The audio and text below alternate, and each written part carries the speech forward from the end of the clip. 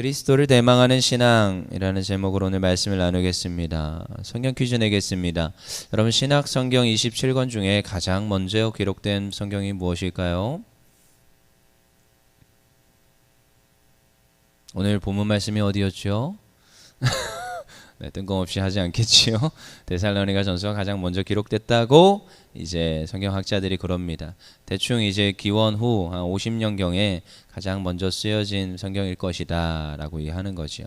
네, 여러분, 근데 오늘 데살로니가 교회에 이제 편지를 한다는 건 바울이 데살로니가 교회에 못 간다는 거죠. 우리 데살로니가 전서를 읽어보면 내가 너희에게 가고자 했으나 못 갔다. 그래서 누구를 보내는 거예요? 디모데를 보낸 거예요. 그래서 디모데가 가져온 소식을 듣고 기뻐서 지금 이제 정말 복된 우리 교회 하면서 데살로니가 전서에 지금 편지를 하는 거죠. 그렇지만 데살로니가 교회는 또 고난과 환난과 핍박을 당하고 있습니다. 근데 왜 못 가요? 왜 못 가느냐? 아마 그 글라디오스 황제라는 49년에 이제 칙령을 발표한 이 로마의 황제 때문일 것이다라고 우리는 생각하는데, 이 로마에 지금 유대인들을 다 쫓아내라 라는 황제의 칙령이 49년도에 일어났어요. 그러니까 50년도에 지금 이 편지를 쓰고 있기 때문에 이게 지금 못 들어가는 이 지금 환경들이 있구나 라는 것을 우리가 충분히 추측을 할 수가 있습니다.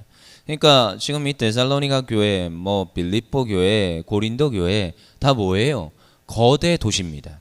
이 당시 이 고대 지방에서 이 지금 이 정도 인구가 있는 지금 그 도시들은 다 지금 거대 도시예요. 그러니까 지금 바울이 사역을 하고 복음을 핵심적으로 어디부터 지금 전하고 있는지를 아시겠죠.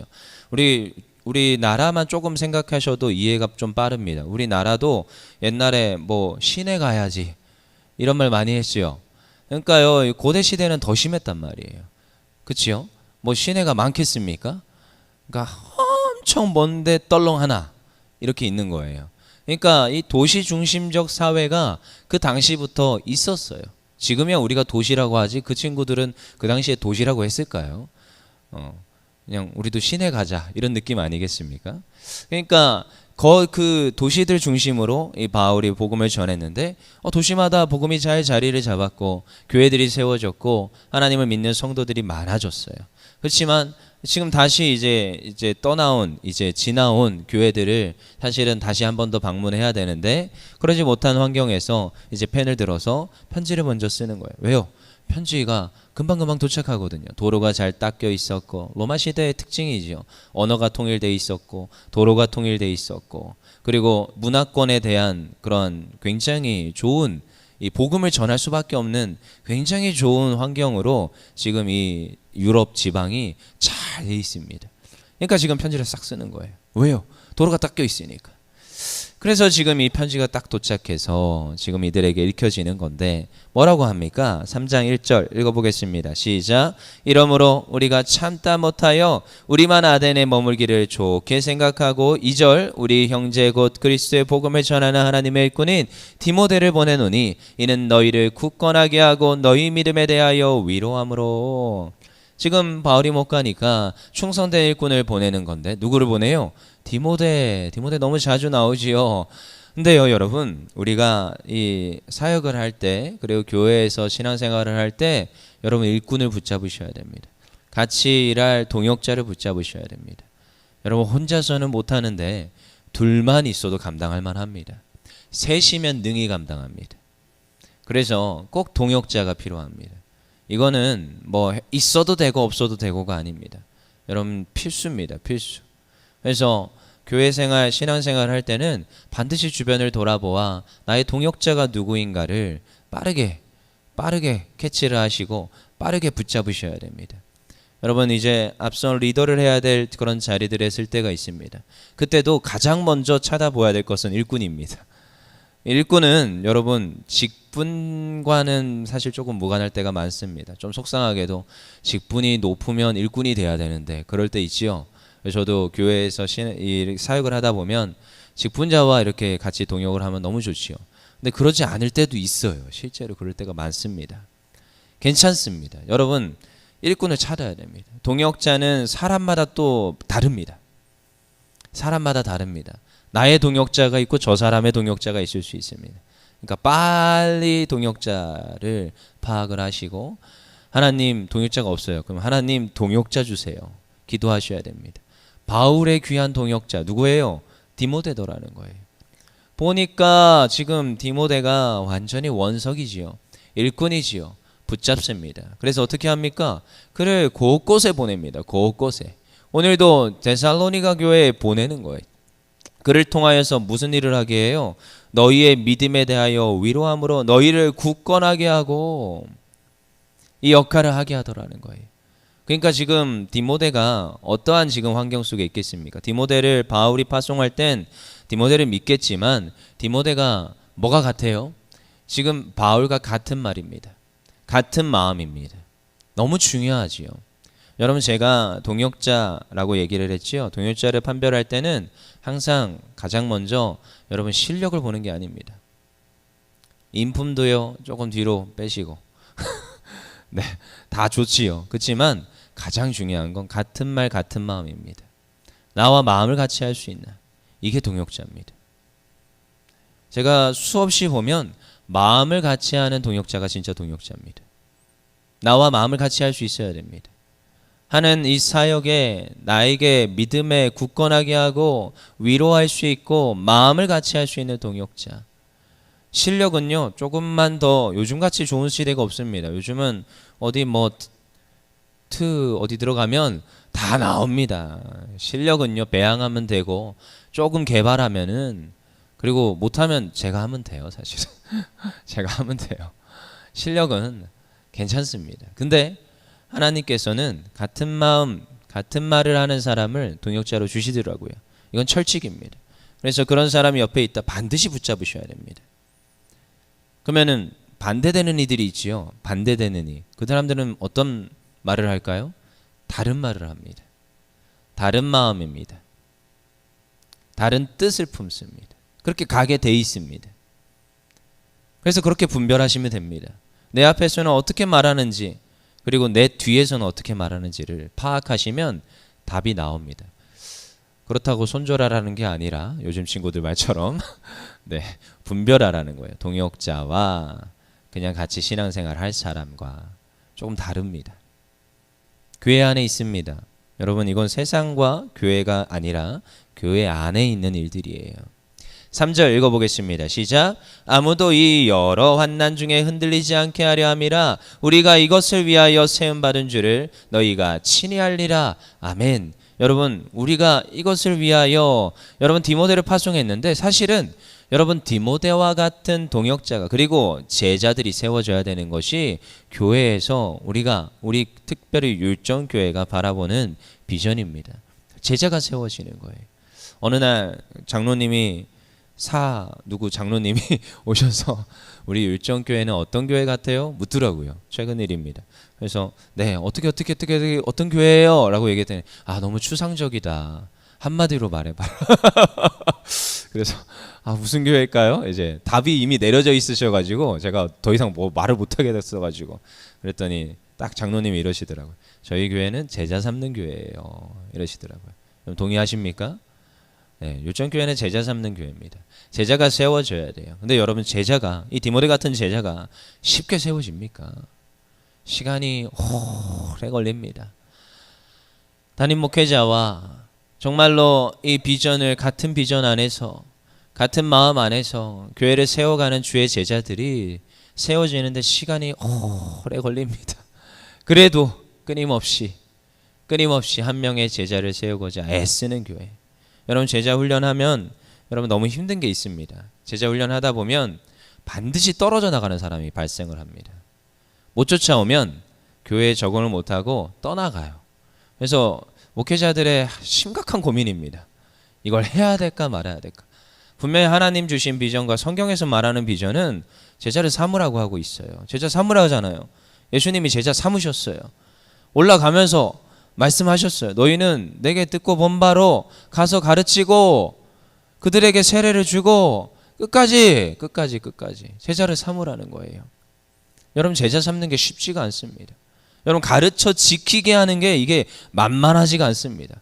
복음을 선포해라와 가르쳐 지키게 하라는 건 내용이 좀 다릅니다. 근데 성경에선 예수님께서는 그리고 바울이 수많은 믿음의 선진들이 말하는 건 제자 삼으라는 거예요. 근데 제자 삼는 게 쉽지가 않습니다. 그러다가 보면 어느 날 시험 들어서 떠나가고 못 적응하고 떠나가고 그럴 때가 있습니다. 그렇지만 그럼에도 불구하고 이걸 포기할 수 없어요. 왜요? 성경에서 말하는 말씀이기 때문에, 예수님이 마지막으로 우리에게 주신 지상 대명령이기 때문에 끝까지 이건 완수해야 될 우리의 사명입니다. 이것을 위하여 누구도요? 바울도 세움을 입었고요, 디모데도 세움을 입었습니다. 그래서 우리 세움받은 사람들은 끝까지 그 사람들을 쫓아가서 굳건하게 하고 그 믿음을 위로하는 일이 마땅한 줄 믿습니다. 이것은 우리가 세움받은 이유예요. 직분자입니다. 하나님 앞에 불림받은 주의 거룩한 성도입니다. 먼저 복음을 들었습니다. 근데요, 저는요, 다른 사람을 위해서 굳건하게 하고 믿음에 대하여 위로하는 일이 어렵습니다. 이건 말이 안 됩니다. 마땅히 해야 될 일입니다. 어느 날 저한테도 어떤 분이, 저는 누군가를 섬기는 게 너무 어렵습니다. 사람을 대하고 사람과 이렇게 해서 그 사람을 섬기는 일이 너무 어렵습니다. 어떤 사람은 되게 쉬워요. 그러니까 이게 은사라는 거예요. 여러분, 정확한 말이죠. 정확한 말이 은사예요. 근데 여러분, 달란트와 은사는 틀립니다. 달란트는 그냥 선천적으로 가지는 거예요. 저는 음악적 달란트가 없습니다. 근데 앞에서 찬양 인도하지요. 그냥 간신히 하는 거예요. 그거는 은사예요. 은사. 달란트와 은사는 틀립니다. 근데 어떤 사람은 이게 쉬워요. 그럼 그건 달란트지요. 근데 은사로 섬길 수 있습니다. 못한다고 저한테 와서 말하지 마십시오. 은사예요. 없어요. 달라고 기도하세요. 주세요. 기도를 안 하니까 안 주시는 거예요. 마음에 원함이 없으니까 안 주세요. 주세요. 그래서 이것을 위하여서 우리가 마땅히 해야 될 일인 줄 믿습니다. 근데 여러분, 이 모든 것을 감당할 때 반드시 찾아오는 게 있는데, 4절 읽어보겠습니다. 시작. 우리가 너희와 함께 있을 때 장차 받을 환난을 너희에게 미리 말하였는데 과연 그렇게 된 것을 너희가 아느니라. 지금 데살로니가 교회에 환난과 고난이 찾아왔어요. 그렇죠? 박해가 찾아옵니다. 다 떠나가. 유대인들 쫓아. 그것만이 아니라 수많은 박해와 수많은 오해들이 이 당시에 일어나고 있습니다. 그래? 너희들이 모여서 피를 마셔? 그래? 너희들이 모여서 사람의 고기를 먹어? 이게 무슨 소리야? 어마어마한 박해들이 찾아오기 시작합니다. 황제를 섬기지 아니하고 다른 신을 섬겨? 여러분, 예수 믿기로 결단하고 내가 신앙생활 제대로 하기로 결단할 때 반드시 찾아오는 게 환난과 고난입니다. 왜 하나님 저에게 이 환난과 고난을 주십니까? 따질 게 아니라, 여러분, 환난은 여러분 고난의 가면을 쓰고 찾아온 하나님의 축복인 줄 믿습니다. 그 환난의 고난을 뛰어넘었을 때 하나님 어떤 축복을 주실까? 그걸 기대하시기를 원합니다. 그래서 기도 제목이 생겼어요. 그럼 하나님 앞에 감사하기를 원합니다. 저는 저에게 찾아온 고난들에 딱 대하는 자세. 물론 저도 처음에 고난이 찾아오면 힘듭니다. 표정에서 싹 드러납니다. 아, 저분 힘들구나. 그래서 저한테 항상 물어보세요. 뭐 맨날 힘드세요? 맨날 힘들지는 않습니다. 근데 그때 항상 하나님께 질문합니다. 하나님, 이 고난을 통해서 또 제가 어떤 걸 하기를 원하십니까? 하나님이 고난 뒤에는 어떤 하나님의 축복이 있습니까? 질문합니다. 그리고 그것을 통과했을 때, 그것을 뛰어넘었을 때 하나님 여지없이 복 주시고 축복하십니다. 여러분, 고난이 찾아왔을 때, 환난이 찾아왔을 때 오히려 감사하고 그것을 뛰어넘는 도전과 하나님 앞에서의 믿음의 결단이 있기를 원합니다. 그리고 이제 우리가 무엇을 기대하고 소망하느냐, 이제 뭐 쭉 궁핍과 환난과 이제 수많은 이야기를 하고 이제 11절 읽어보겠습니다. 시작. 너희 하나님 우리 아버지와 우리 주 예수는 우리 길을 너희에게로 갈 수 있게 하시오며, 12절 또 주께서 우리가 너희를 사랑한 것 같이 너희도 피차간과 모든 사람에 대한 사랑이 더욱 많아 넘치게 하사. 아멘. 오늘도 우리 주 예수 그리스도께서는 우리에게로 오실 거예요. 반드시 오십니다. 여러분, 그래서 환난과 고난을 감당할 만합니다. 여러분, 성도들은 주님이 오실 걸 바라보며 믿음으로 우리는 확증하며 가는 거예요. 그래서 여러분, 그 예수님이 재림하시는 이날 뭐 수많은 사람들이 뭐 우리가 뭐 휴거할 것이다. 아니다. 하나님의 나라를 우리가 누리고 있기 때문에 하나님의 나라가 이 땅 가운데 임하는 것이다. 자연과 대자연과 모든 것들이 하나님 나라로 변모할 것이다. 뭐 누구는 천년왕국, 전년왕국 뭐 수없이 말을 하지만 여러분 그날은 반드시 있습니다. 뭐 성경을 해석하는 견해와 여러 가지 뭐 신학적 차이가 있겠지만 여러분 반드시 예수님 오신댔어요. 어떻게 해요? 올라가신 그대로 내려오신대요. 어떻게 오는지 모르겠습니다. 저기 지방에서는 내가 예수요 이런 분도 있지만 그분이 저는 예수인 건 전 잘 모르겠습니다. 근데 한 가지 확실한 것, 예수님 오시면 다 알아요.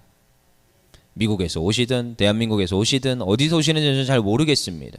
그 지방에 가 있어야 되는지 전 잘 모르겠습니다. 누구는 이스라엘에만 구원이 있다. 저 땅에 가 있어야 된다 이러면서 지금도 저 땅에 선교 나가 계신 분이 있어요. 그분의 신학적 고민을 좀 전 들어봤는데 그게 맞는 표현일까 전 잘 모르겠습니다. 근데 예수님이 오시면 알아요. 그때는 심판의 때고 그때는 믿는 성도에게는 구원의 때입니다. 그래서 그날을 소망하면서 갈 때 우리는 환난과 고난을 그냥 넉넉히 감당할 만합니다. 그래서 이 땅에선 하나님의 나라를 누리며 오늘도 내가 믿음 위에 굳건히 서고 나만이 아니라 내가 예수의 제자라면 오늘도 다른 사람을 세워주고 교회를 섬기며 맡긴 사명을 넉넉히 감당합니다. 그 대신 혼자 감당하는 게 아니랬어요. 동역자와 함께 기도하며 내가 오늘도 이 모든 사명을 넉넉히 감당하며 주님 오실 날을 기대하고 대망하며 살아가는 주의 성도들 됨을 믿습니다. 이 시간 기도하겠습니다.